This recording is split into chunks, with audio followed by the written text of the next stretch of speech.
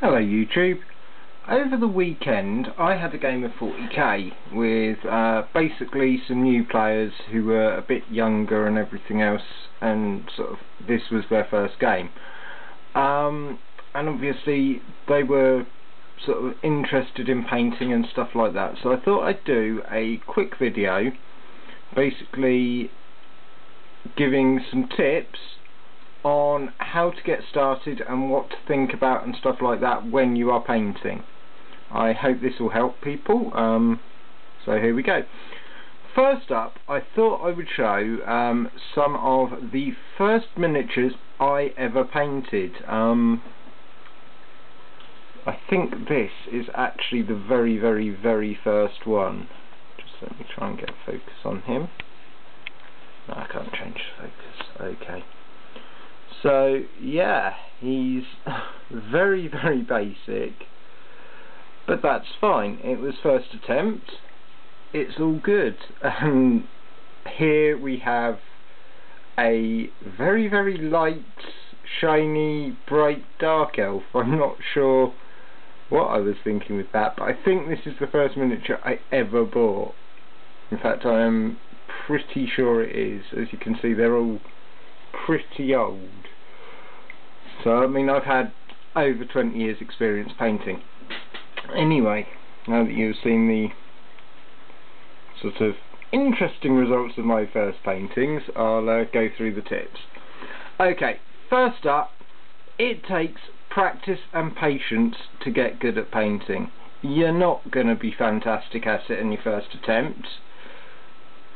If you get something that looks reasonably good and you're happy with it, brilliant. What I would say is focus on getting the neatness and colours in the right places to start with, and then you can start worrying about sort of highlighting and shading and all the other fancy techniques. But yeah, just have a play and do it. Even if you want to go for strange, unusual colours, much like I did, mind you, this was the early 90s and strange and unusual colours were the thing then, do it. Just have fun with it. It's all about fun. You might want to do a sort of set army colour scheme type thing, but have fun while you're doing it. So that's the first bit of advice. Second bit, thin your paints. It's very easy to do, and I will possibly put up a video on that in the future in terms of how to do it technically. But what you're basically looking at, old ceramic paint or something like that, and you take the paint out the pot using sort of, I use cheap plasticky brushes to do that, and then add water to it. You're looking for a consistency that's about the same as milk. It will come with practice on that front. With that, you're not going to get complete coverage on a lot of paints on your first attempt, so do lots of thin layers and just keep going over it, let it dry, go over, try and keep the layers as smooth as possible, and you will get a nice even finish at the end of that. Third point, look after your paintbrushes. Now that's easier said than done, but a few simple tips and you'll get quite good at it. So, I've got a paintbrush there, try and get it in focus, and a few things you want to avoid doing. Always make sure that you regularly rinse the brush out, so don't just sort of get a colour, work on the colour without sort of rinsing and cleaning your brush periodically during that point. It will help keep the brush alive. Don't leave the paintbrush sort of face down in the water, because it will bend it over and you will lose your tip on the brush, and that will make painting really difficult. And when you're picking up paint on the brush, avoid getting it on the metal bit, especially at the metal bit where it joins the actual bristles. If you do that, basically what will happen is it will dry in there in the top bit, and it will send your brush out into sort of a hedgehog-like effect, which isn't that useful when you're trying to do detailed stuff. So that's sort of the technical advice I would give. I'm going to go sort of more onto a how you want to think about it when you're doing it type thing now, so just bear with me. I'll have a quick sip of tea. Okay, so don't ever be afraid to paint a model.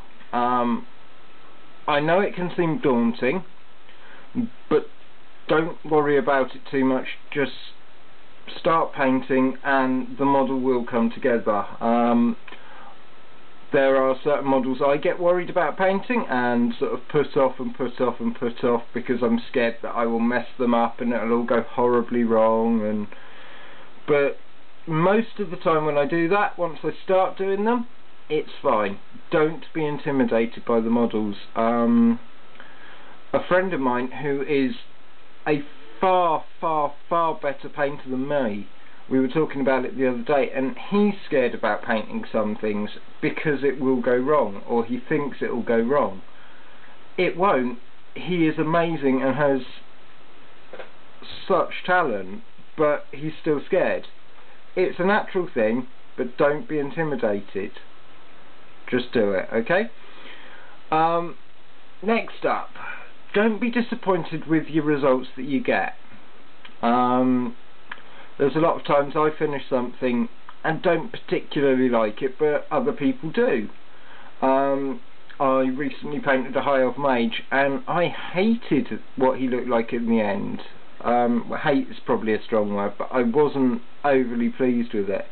But someone else turned around to me and said, that is some of the best work you've ever done. You're a very harsh judge on yourself in that front, and you will see faults that other people don't see. So don't go comparing your work to everyone else's, because you will always be a harsher judge on yourself than you will anyone else. You will pick up every little flaw and every little mistake that you've made in your own model, and you will not spot it in others, and it can put you off. As long as you've done your best on it and you're reasonably happy with the result, that's all you can sort of hope for. And yeah, that's basically all I've got to say on that one.